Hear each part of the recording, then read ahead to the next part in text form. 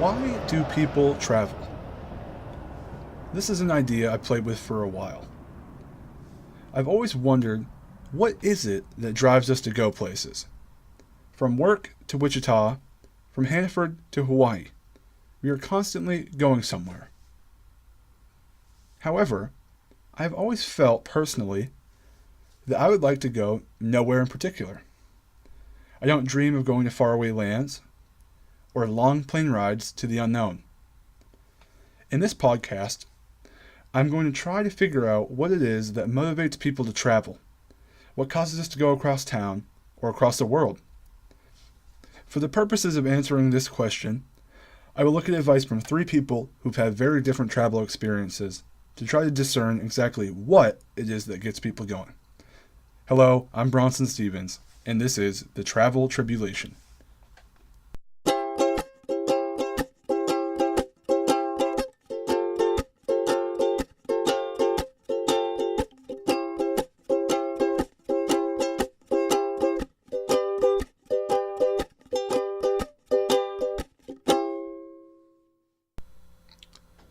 First up, I'll look at the story of two unlikely people that made an incredible journey.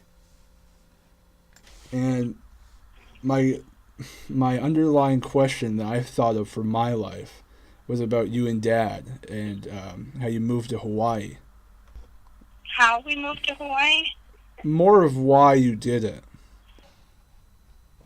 Those two unlikely people are my parents, Jeff and Kathy Stevens.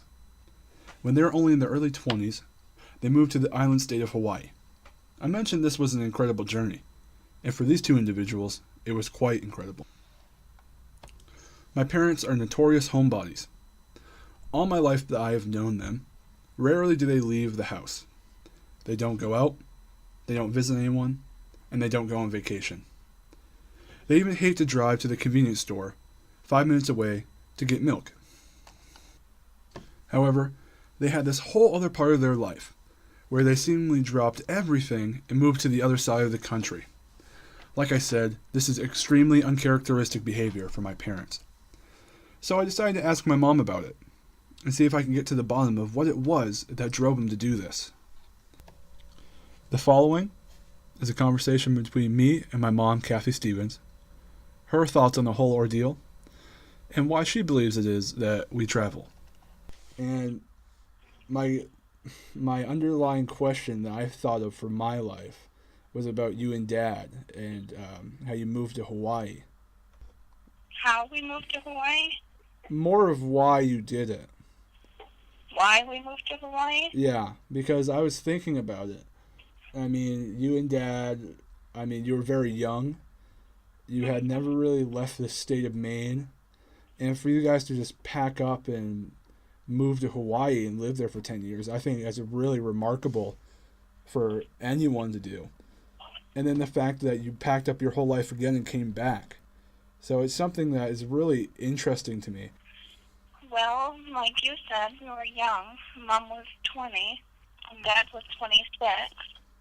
Yeah. And we didn't have a whole lot of bills or responsibility. And when you're young, that's probably not something we would do at our age now. Right. But when you're young, you don't have as many concerns or worries about doing something spontaneous like that. Well, we were going to go somewhere because we were just young and nothing was really happening with our lives. We just both worked, and it's a small town, and just decided we wanted to, get out of here and do something with our lives. So we took out a loan for $3,000 and packed 2 suitcases apiece, and off we went. We didn't know if we would succeed or not, but we knew we could come back if not. Right. And then Dad's a carpenter, so we met these people, and he immediately got a job, a federal job, a federal contract as a carpenter on Pearl Harbor.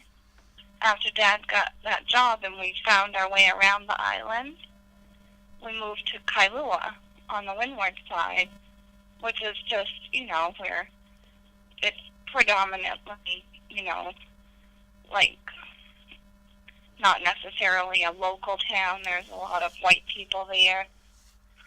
And Mom went to work for Bank of Hawaii, and it was just wonderful. We loved it there. We rented a beautiful house, and we both made good money, but then Taylor was born there, so that's why we moved back, because I wanted her to be around family. I didn't want to go back to work and leave her with a stranger, because we were there alone.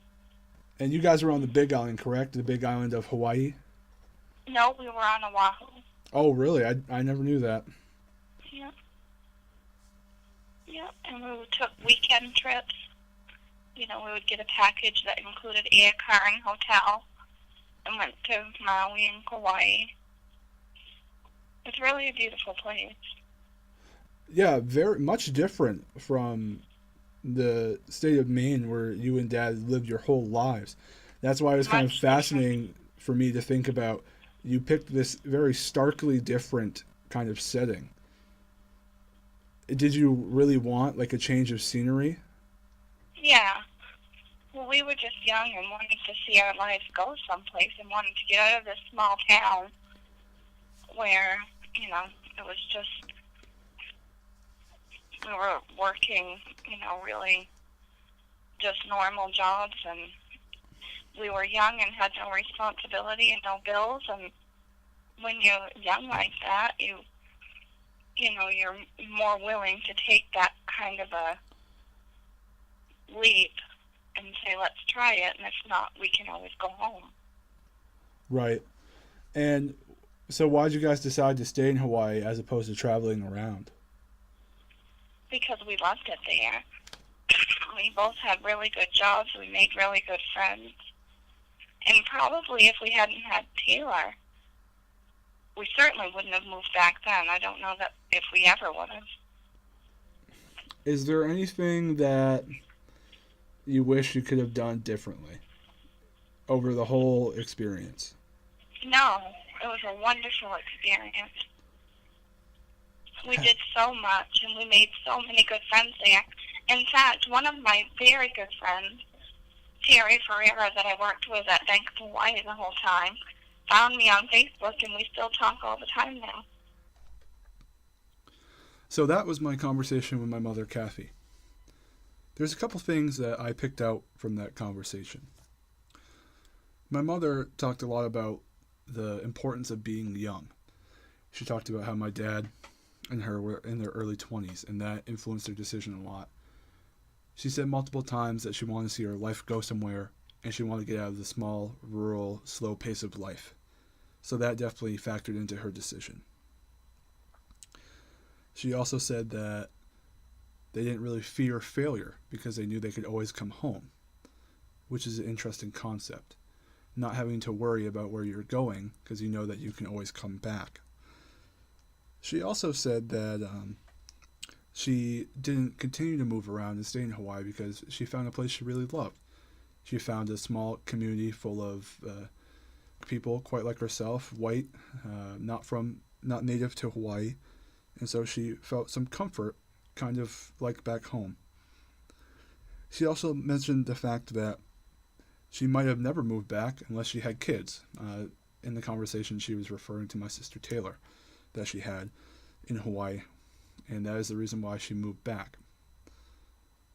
So from these things, I can gather that for my parents, it's really something that they felt they had to do to get out, that they needed to do something in order to see the world, or otherwise their life wouldn't mean as much to them. They were missing something, and they had to go find it.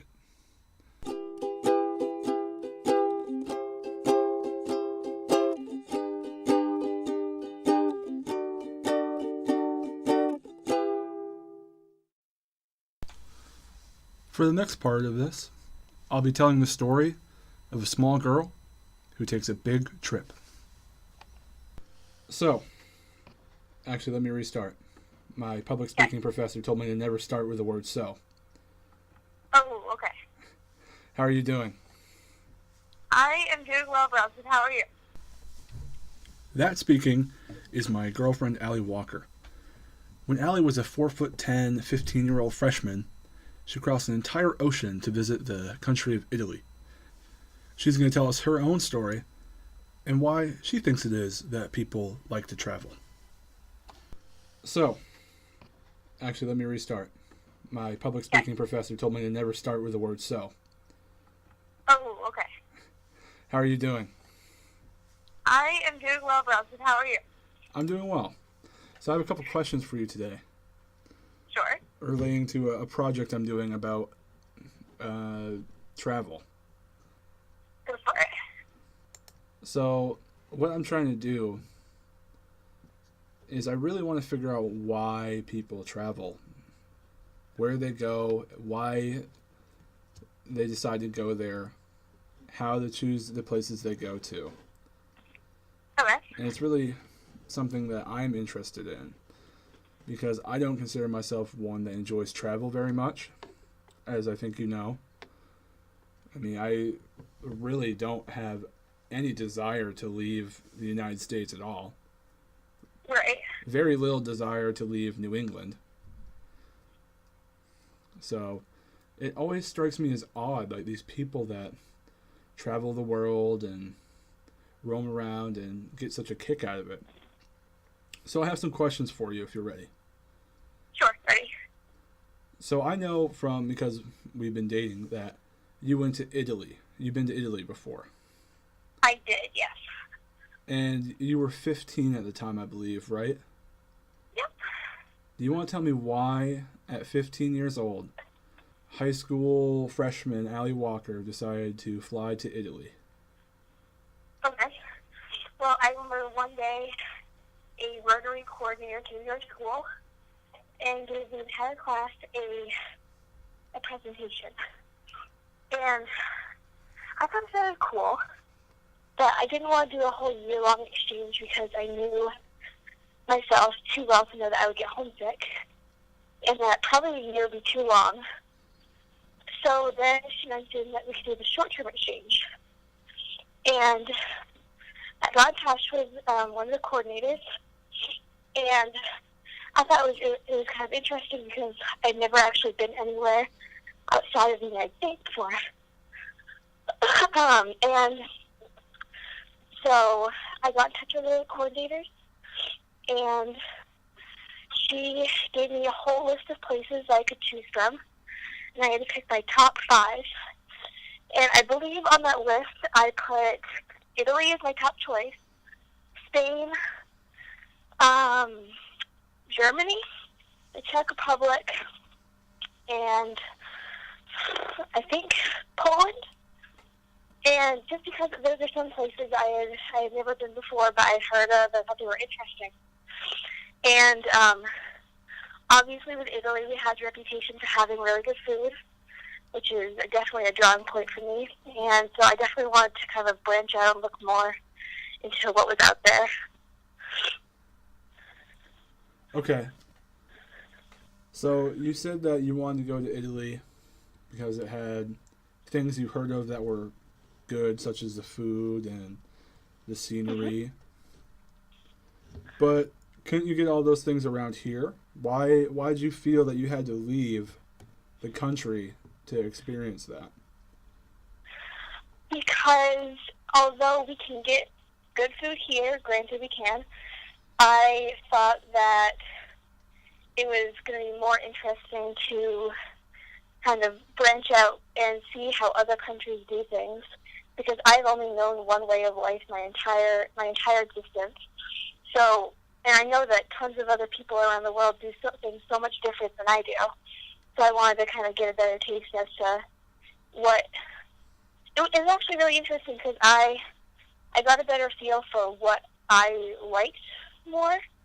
I like more comfortable things, more comfortable situations.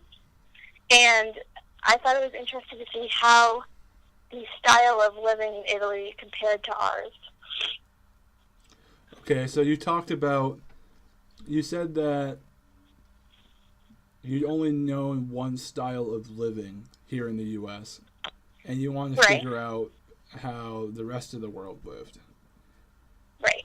Can you explain that a little bit? Do you think that broadened perspective is important?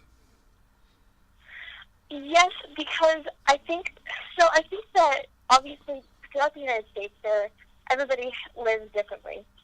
Like for example, a lot of the exchange students who come to the U.S. think of the U.S. as being Miami or Las Vegas or New York City, and they don't recognize a lot of the smaller towns. But essentially, we have one kind of binding point, same with other countries.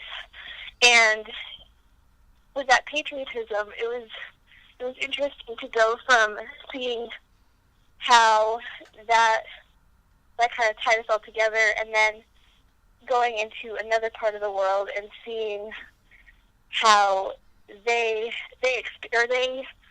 celebrate their patriotism in different sort of sense. Okay. So, why do you think it's important for us as Americans, maybe, to know how other people live and conduct themselves? Why do you think it's important?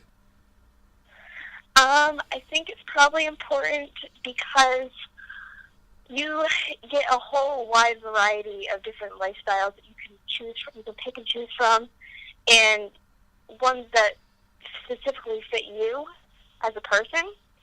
For example,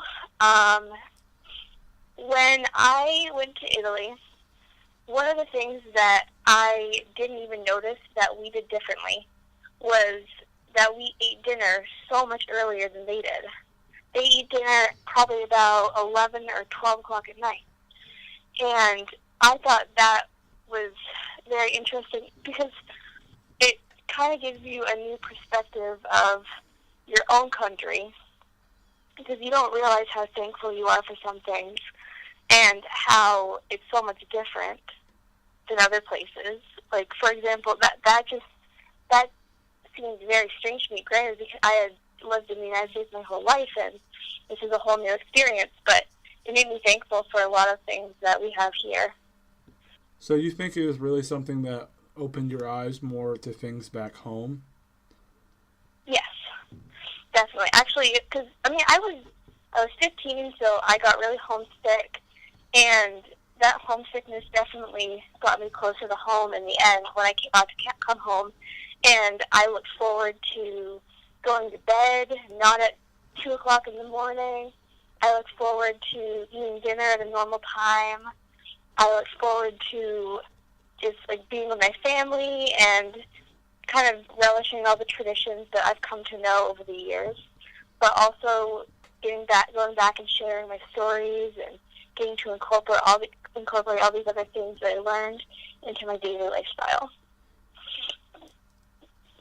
Would you say that experience in Italy has made you want to travel more or less? It at first made me want to travel less, just because I felt this unique closeness to my home. Like I didn't want to leave again because I missed everything and I missed how things used to be. But it's definitely a travel bug where once you are away, or once you're not traveling for a while and you miss it, you start to remember all the good things about it. You start to remember all the unique experiences, all the friends that you made over there, and you definitely want to go back someday. I don't necessarily want to go back there to live. I just want to go visit. Okay. You said that you'd like to go back. Yes. Does that mean that you'd only want to go to Italy, or would you open yourself up to a new experience again, like you did your freshman year, and pick somewhere totally new to go to this time around? It's actually funny they ask that, because some people have asked me why I'm not doing travel courses in college, and I always say I would only want to go to Italy. And they ask me why, and it's definitely because I've formed a comfort zone there, because I had a good experience. I had a good host family there. People were nice. Food was great. And so now, for me to be pushed out of my comfort zone yet again, it sounds less appealing, but I would definitely be willing to do it. Is there anything else you want to add relating to Maybe it's something about Italy you want to tell me, or about traveling in general. Um, I think that definitely if you can do it, and I know for you, you don't necessarily want to do that, and I think a lot of it has to do with comfort zones, and you said you don't want to travel outside of New England, but there's so many great places, even in the United States, that you can travel to that will push you out of your comfort zone and get you to realize things about the world that you didn't before. Okay, thank you for that. Well, thank you, Allie. I appreciate your time. You're welcome, Vincent. After listening to Allie's story, I noticed some shocking similarities to her story and my mother's story. Both cited the reason for them wanting to travel as wanting to get out of the small space which they knew. In Allie's case, she wanted to expand her worldview in order to appreciate what she already had. And for my mother, it was a matter of seeing her life go somewhere.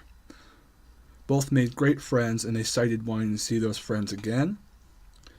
Both of them cited that they didn't want to go anywhere else. They wanted to return to the places they had already been, but they wouldn't want to live there. Something interesting that Allie mentioned was this idea of a travel bug. And what she meant by that is all these things that both of them had mentioned, the ability to go home in case of failure, pushing your comfort zone, finding a home away from home which you can go back to and visit, all seems to have this allure and somehow builds into your character and gives you another set of eyes on the world. So maybe this idea of a travel bug is what drives people to travel. To find out, we'll have to do one more story. And for this story, we're going to cover a much smaller distance.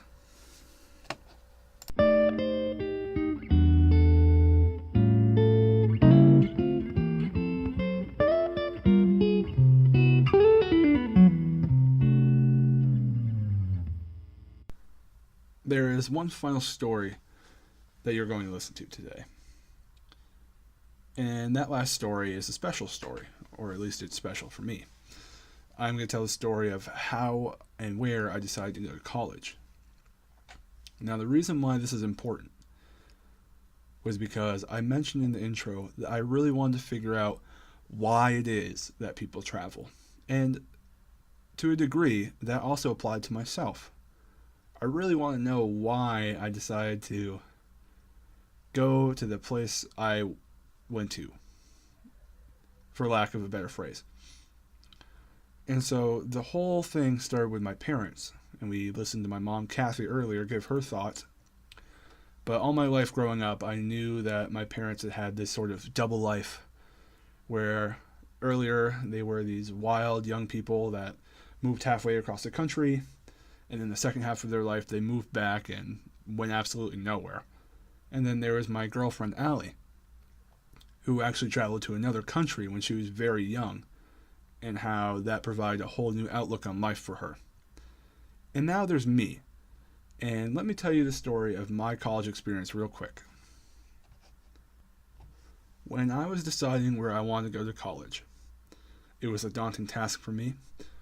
I had never really left home, as I mentioned before. I have rarely been outside the state. I haven't even been to some parts of my state.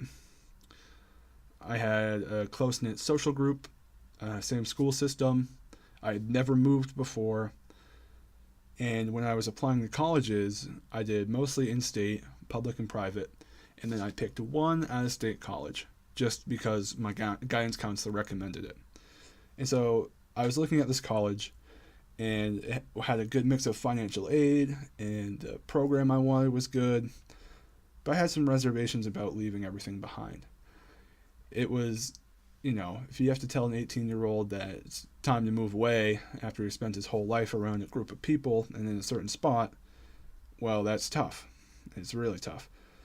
So I remember mulling over this through my final year in high school, and I had reservations about leaving home. And I remember talking to my mom one night in the kitchen, and my mom and I were trying to figure this thing out, and I was really looking for her advice. And she was telling me stories about how she had gone to Hawaii. She told me that her and my dad packed a suitcase and took out a loan of $3,000, which we heard about earlier, and just went. They just went all the way across the country. They just did it.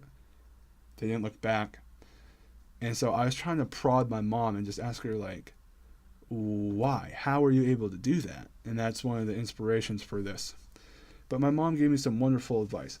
She told me that no matter what happens, I can always come home. I'm not too far away. Whereas my parents were all the way in Hawaii and coming home wasn't really that easy.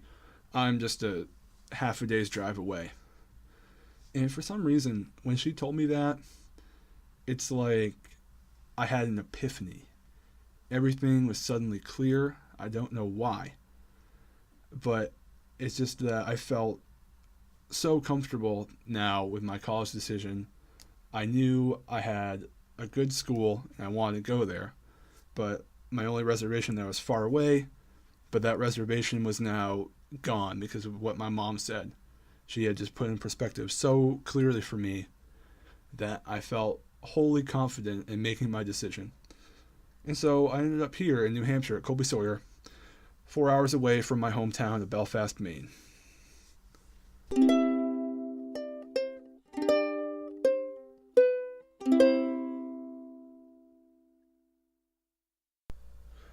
Now that you've heard all three stories, including mine, I want to unpack this a little bit. So first, we heard the story of my parents and their wild adventure across the country, the story of my girlfriend and her wild adventure to another country, and then my not so wild story about going out of state for college. And so while I was doing this project, the whole time I was thinking in the back of my mind, why do people make these choices? Why do people decide where they go? How do they decide where they go?